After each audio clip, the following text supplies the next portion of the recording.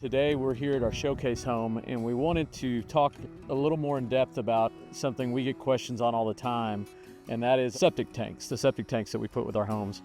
The majority of the homes we build do not have any kind of community sewer that we can tie into.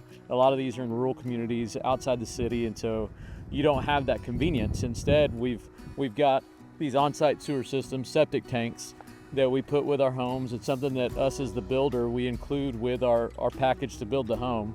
And oftentimes folks just aren't familiar with how they work, what the systems are like. They've got some experience with a conventional septic tank, which is where you've got your underground lateral lines that kind of drain out, and that's not something that we do in most areas of the hill country. And today I've got Ron Graham here with us, South Texas Wastewater. Ron's been doing our on-site sewer systems now for almost 20 years. For a long time, we've had a partnership with South Texas Wastewater. They're our trusted partner to install these systems and make sure that our homes are going to be able to fully function. And so today we're going to have Ron tell us a little bit more about the system so that our clients have an understanding of what they're getting into. What a lot of people are finding out there is when they move out onto a piece of land and they have to have a septic system, some people start off with in their mind the old style septic systems where wastewater was collected in a tank and then flows out into a field where pipe with holes in the bottom deposits that water out into the field. Unfortunately, because of the rock and the clay that are pretty prevalent out here in the hill country, the most common system that we use nowadays is what we call an aerobic system. And more common than not, it's a spray disposal. A lot of people like to freak out when they think about that water spraying out in the yard, but this water is, when comes through the system, it's totally clean. We like to say it's within anywhere from 95 to 98% treated. To kind of explain how these things work, our system, and there's a variety of different aerobic systems out here, we have what we call a 2-tank system. In the first tank, it's a 3-compartment tank. In the first chamber, it's what we call our trash tank or our solids tank. That's where the raw sewage flows into. If you can see this over here, there's actually another green lid, probably in this vicinity here, that's underground. We leave it underground because of the potential for any undesirable gases that might get out. We don't want people to have to listen or to smell what's in this tank. It moves over into this particular tank, which is called, or this chamber, which is called the treatment chamber. And as you can hear, there's air being sucked down inside this right now, and it's giving the bacteria the air it needs to help break down the wastewater, which is critical.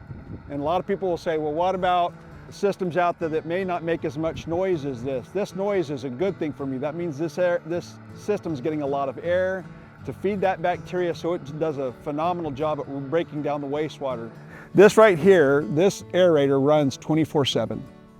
And some people say, oh my gosh, it's ruining it. What's it doing? It's running all the time. It stays warm, it stays drier, less chances of rusting and stuff like that. This draws less electricity than a refrigerator. It runs 24/7. It's constantly feeding air down in there. So this one never stops running. They used to have a timer that would run, stop, and they found out that was a lot harder on these motors. That start, stop, eventually it'd kill it. And even in cars now, when they have that automatic start, stop, a lot of people who know anything about vehicles will say, stop that, don't let that happen, because it's gonna burn up starters faster, it's harder on the motor. They found that that's the same case with this. So this one runs 24/7, that sounds there, but it's constantly putting air down in there and taking care of that bacteria. That's what you want. It creates an environment where the bacteria can focus almost exclusively on breaking down what's left in the wastewater. Other activated sludge plants don't have that luxury. They have to wait until old bacteria creates a place for them to live. But the media in this plant is very beneficial in the treatment of this wastewater. Flows over into this compartment right here. This lid is the clarifier. It slows everything down enough to where any untreated particles drop down, they hit a slope in there and go back into the treatment chamber so they get fully treated. So what's coming out of here is pretty clean water. We've had this tested before, and in most cases, this water exceeds what's in most rivers and streams that we find out there in the world we live in. It flows through here. We're required by the state of Texas to chlorinate it. And so this is a tablet chlorinator. This is a different type of tablet than what you have in a pool. It's a low residual, so when it gets sprayed out, it doesn't destroy things as much as like that. Pool chlorine tends to be a little bit more caustic. It has a longer life out in the world, and it can do damage to plants and stuff like that. But in this one, it's a different type of chlorine. It takes out the unwanted pathogens that might have made it through the system and move into here to where you have pretty clean water. This water is ultimately very clean water. On the bulk of our systems, we have what we call an on-demand system, where as the tank fills up with water, it gets to a certain point, it needs to pump down, that turns the pump on and it pumps down and empties the tank out. Most people don't even recognize this is happening. Now there's some instances where people freak out, well, I'm having a party out here and I don't want to have this thing go off. What do I do in that thing? This is the control panel that's up on the wall. It has a couple of different lights on it. So if there's an alarm, something's not quite right with the system, it tells me what's wrong with the alarm. And you call us and we come out and we fix that problem. Or we can kind of guide you sometimes through what might be causing that problem. It might be a really minor problem. But there are ways to turn this system off. So if you're having a party out here, you can turn those sprinklers off and not have to worry about somebody getting in that wastewater. We want these systems to be something that the customers are totally confident and comfortable in using and not have to worry about anything. One question that we often get is, well, you know, it's going to smell. If you're spraying our sewage out on the ground, it's going to smell. Or a common thing is we've got a friend that their aerobic system smells. If it smells, something's not right. There's something not right with the system. Or what is probably more likely is that your water is pooling up. You don't have enough organic material to soak it up. And so what you end up with is basically stagnant water. So it doesn't matter if it's city water or wherever the water's from. If it sits there and gets stagnant, it's gonna smell bad. And so that's something that we've seen from our systems. As long as they're being kept up with, when Ron installs a system in one of our houses, it comes with a service plan. The state of Texas used to require that you had a licensed septic operator manage your system. They no longer require that. We still suggest it. We think it's a very vital part of the home and the operation of the home. Why wouldn't you have a professional come out and inspect it and make sure it's all running right? And I can only imagine the preventative nature of having you guys manage the system. You can make sure that small problems don't become much larger problems, right? It's very critical. Maintenance is very critical on these systems. I'm going to show you something here that'll, I don't know if you can hear that alarm back there. If something's not working right with this aerator, you're not going to ignore it. Inside here, and I don't recommend taking these out if you don't know what you're doing, because this shaft is stainless steel and can be easily bent. My techs know what they're doing when they pull this out.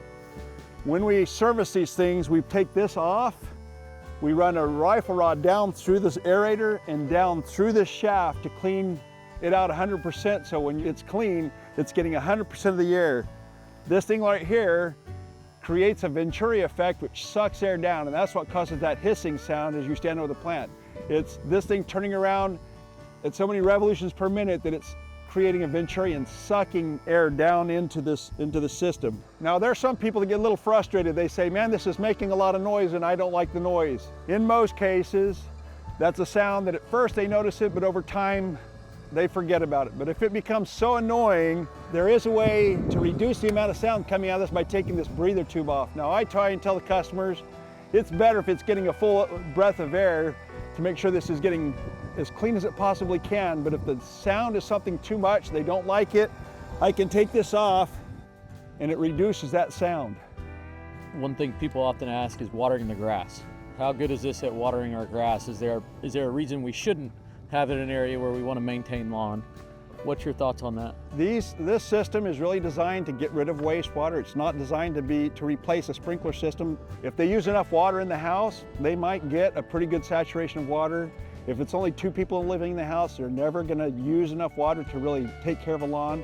It can be a supplemental type thing, but if you want to put these in a grass yard, they work well. I would never rely on this wholly for your irrigation, because you're not going to use a lot of water to really make that big of a difference in in yard with these septic sprinklers. Talking about the noise, we've got this one positioned quite a ways away from the home. We've got a slope down because stuff rolls downhill, right? So that makes everything work a lot easier.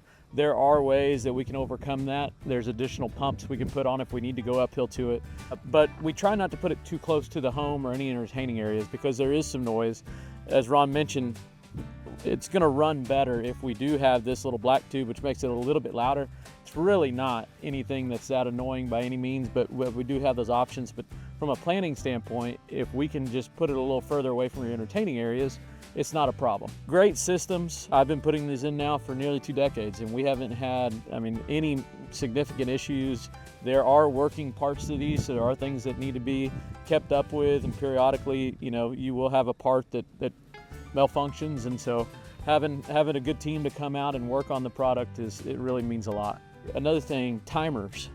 Okay, good question. With a septic system, just to be safe, Texas, I refer to this as the Green Bible. This is a rule book telling me how I have to do everything.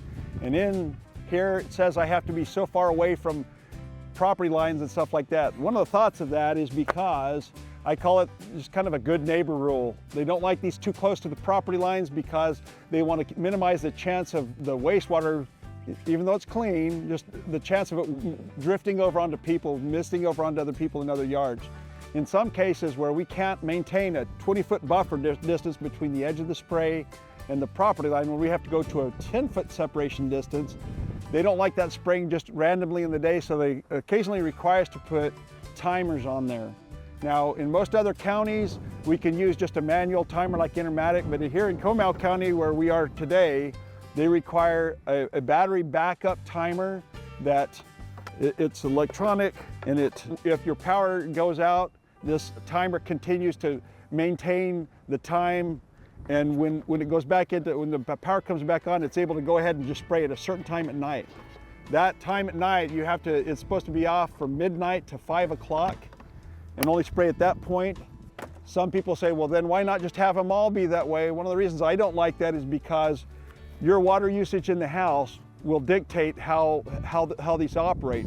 Now, in these tanks, there is a little bit of safety figured in here. In this tank here, this is where the pump is. There's a float switch to activate the pump.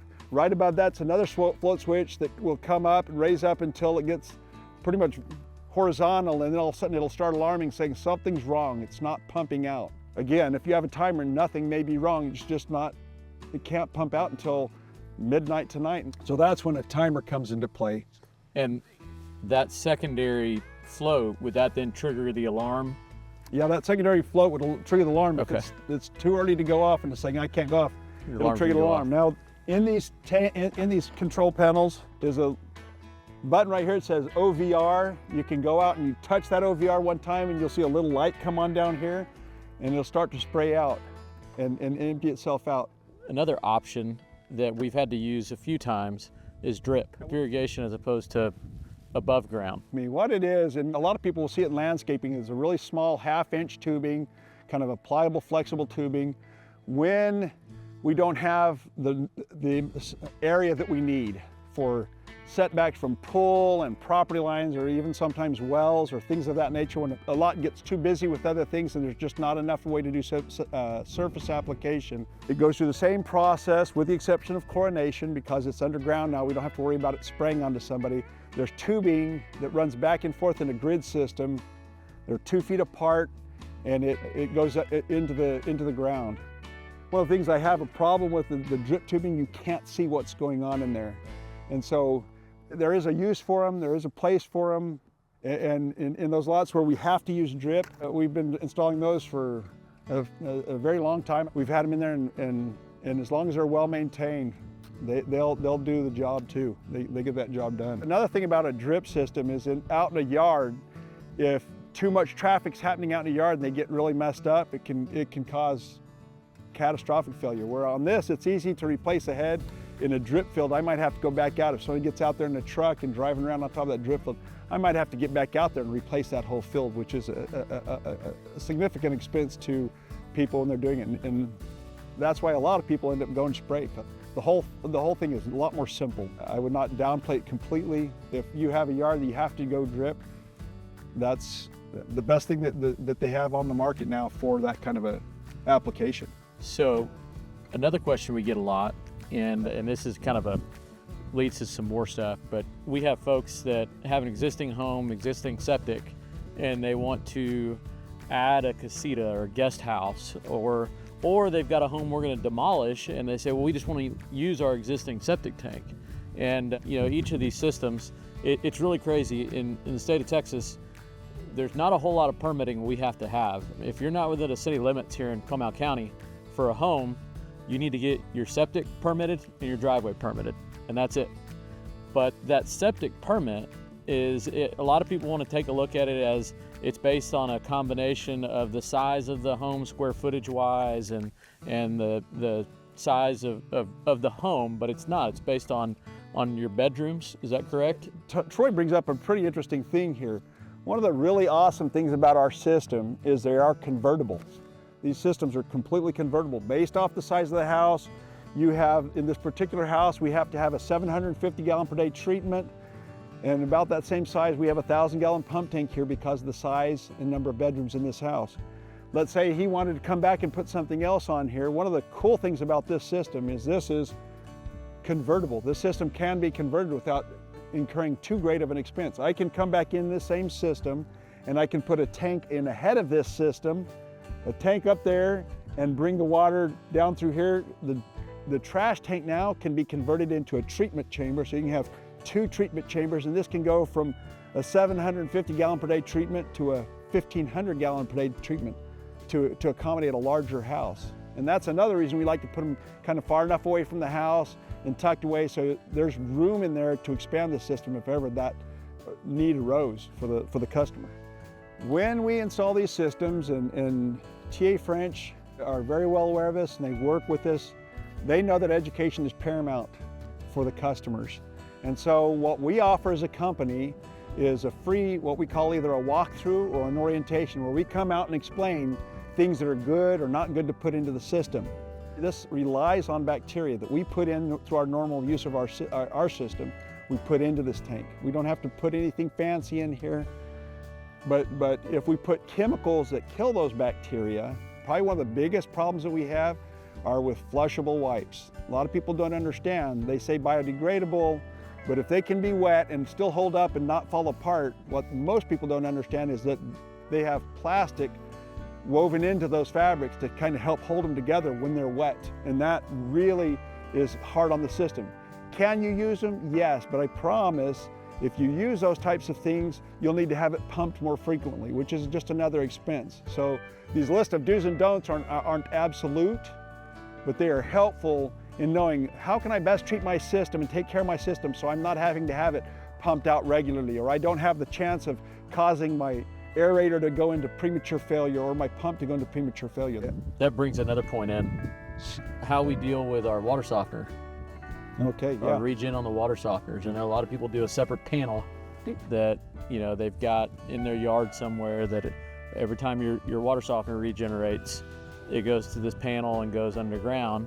Y'all's solution is a little different. Yeah, the regen on these water softeners, because there's salt involved most times, it is not good for the system. So not only is it not good, but the state has recognized that and they disallow it. Now it's not something they go in and hammer people on.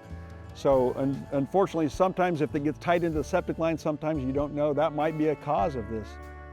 Troy and their group, they know that that's something that needs to be plumbed separately. So what we do is we take it it's run right beside the 4-inch, it comes out, there's no clean out on it, it's just water. That's why we don't have a clean out so you can snake it out. There's no need to, it's just water. It comes down and runs along the top of the tank and goes inside the pump tank. There's a 2-inch pipe that runs in there that takes all the brine from the wastewater and flows into here. Now some people say, well, doesn't that harm my grass out here because of that brine getting on? When it goes into this system, it's mixed with enough other good water that's been treated to where it does not significantly impact. Now, and I guess if you were in a scenario where, you just didn't use a lot of water in your home, maybe then you'd see a problem. If it was a part-time home and so you still had your water softener regenerating all the time and, you're not putting enough other fluids into the tank, maybe then that could be an issue, which really just means you probably need to recalibrate your water softener. So working with Ron during the permitting process, we're going to get basically a survey of the property showing the house, and it will show the septic locations, spray head locations.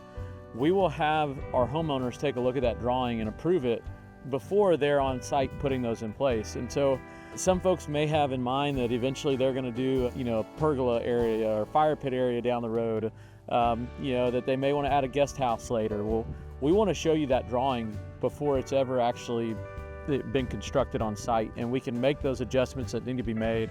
We always keep in mind locations of trees, critical locations for drainage and things like that we've got to stay away from, but we want to be able to see it on paper with our homeowners, identify those locations, make sure they're good with it, and then at that point we proceed forward with actually installing the system.